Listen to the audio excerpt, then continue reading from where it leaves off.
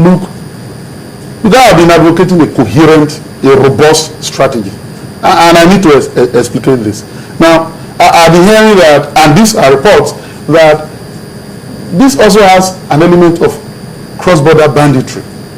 They will come into Nigeria, sow mayhem, and then cross over to Chad or Cameroon. The question is, has the Nigerian state engaged Cameroon in spite of all the border problems? Have you seen the chief of defense staff going to Cameroon based on bilateral relations and say, look, people are using your country as a launch pad. We have the right to pursue them to your country and destroy them because you will not fight a war for us. Can we do that? We can. That's the coherence I'm talking about. So it would then be that anytime this happened, we then say, oh, they're from Cameroon. Or we haven't told that their leader was injured and they believe that he died in Cameroon. We told that about 6 months ago. I'm saying that if you knew that Cameroon has become a factor, if OBJ Obasanjo knew that Benin Republic was a factor in armed robbery, banditry, and so he had to seal off the border, and then Tijani died in prison now, was arrested, brought to justice in Nigeria. He was arrested in Mali or somewhere around there. So we can do the same thing. We can do that. So why? Because we're talking about life. So what's holding us back? Because the minister also reminded us of this Cameroon issue, and everyone has been talking about Cameroon, that when we chase them, they're going to Cameroon. I give you an example.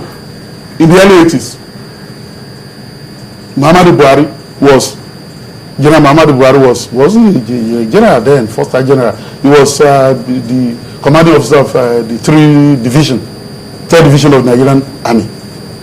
And I'm talking about the era of Yusuf Habe and Bukoni were there in Chad, and they had this civil war, and they were fighting, and they were coming to Nigeria around the area of Lake Chad, and they were disturbing people. And Shagari was the president, and orders were given. And Buhari pursued those people into Chad, and the president was saying, pull back. And the man said, no, if you pull back, they will regroup and then launch an attack, and that became an issue. And that issue was that, look, you still subordinate to a civilian authority. That was not right. But what I'm saying, I have just used that as an example. It happens everywhere. United States goes to other people's country, use drones and all that, because they tie it to their whole homeland security. I'm saying that we can be packing boss, we can be saying political will, we can be even using nebulous terms. I'm saying there is a need to sit down and come up with a coherent response. Now, if I give you an example, what has having sponsors got to do with not realizing, given what happened last year, that every school that has a boarding house in these 3 states is a target? So does it take rocket science to know that? There was already a security report as to protection for those. Exactly. These people are going to school, killing people, abducting young, females and taking them to into sex slavery in the bush. And then you left a school unattended to. What has having infiltrators? What has having sponsors got to do with that? You don't even need to be a military man to know that. It is not that we don't appreciate what the military is doing. Look, I have the highest respect for our military, the well-trained. It's only when disaster happens, and I pray that that doesn't happen. And then you see them parading degrees and all that. They're perpetually on course. The regimentation is solid. Professionalism is high. But since we are dealing with a situation that is different from what we've been dealing with before, you will need to spend quality time coming out with the strategy. In other words, Nigeria needs a strategy for defeating Boko Haram. And it can come from them. And it can come from them. I've not seen that strategy.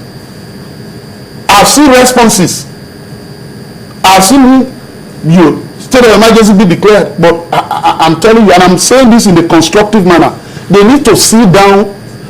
Look, America came up with a strategy to kill Osama bin Laden. It took time, but they came out out with the strategy.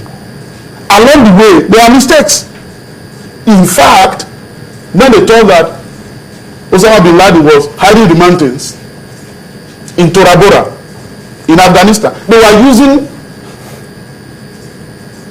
stone-busting bombs to kill him there because they thought that he was in a cave. Lo and behold, Osama bin Laden was in Pakistan. They came out with a strategy. Pakistan didn't like it because that amounted to violating the territorial integrity of Pakistan. But they did it. They had to do what they had to do. That's the strategy. And I'm appealing that come out with a coherent strategy to deal with this mayhem. And you know why? Time is not on our side. This, a country with the history of military dictatorship in the past, using all sorts of pretexts to come to power, including corruption, lack of security, and all that. We are familiar with our history. 1966. We want this democracy, as ramshackle as it is, as rickety as it is, to endure. And so the political leadership must realize that this strategy ought to be on the table. So what can the political leadership do in concert with the military that you've just said, well, should come up with a strategy? What I'm advocating for is that they do a lot of talk about collaboration, inviting the Western world to help us defeat the enemy and all that. You invite people who usually go before their country and say, no, we are not going to put any boot on the ground. They won't die for you. It's your own war. They can give you technical expertise. They can give you, technical advice. But you see people coming here to say, because you have a standing military, a military that still does international peace operations. That means the Nigerian state still has the capacity, from an objective point of view, to deal with this problem. So it is your war. And I'm saying that I know that the situation is difficult. I know that we're losing people.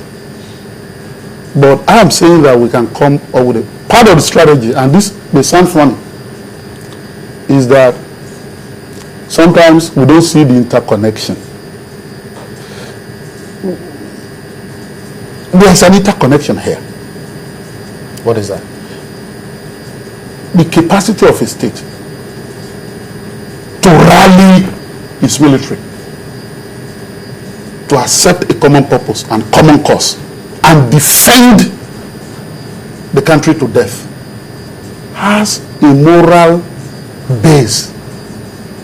It has a moral underlay. And that morality is that every soldier that goes out there wants to know that if something should happen to him, the state will do. Look, and when I'm talking about a coherent strategy, look, United States, Michelle Obama, Mrs. Biden, what are they doing? They're talking about veterans. That's their own pet project.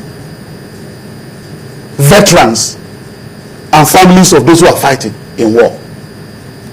So you must deal with all those aspects. You must deal with them. You must even deal with corruption. How? Because you see, you want somebody to go and die for country, and hears that somebody is sitting in a pension office, and I'm not going to talk about the latest scandal, and is stealing billions of naira. In a military situation, it will be just, you will have to face the firing squad. And so that major is supposed to go to war and then be killed, possibly, by those who are so murderous that they don't value human life. He wants to do so, but he needs a country. So these are interrelated, and they need to see it. So when I'm talking about a coherent strategy, I know what I mean. I'm not prevaricating. I know what it is.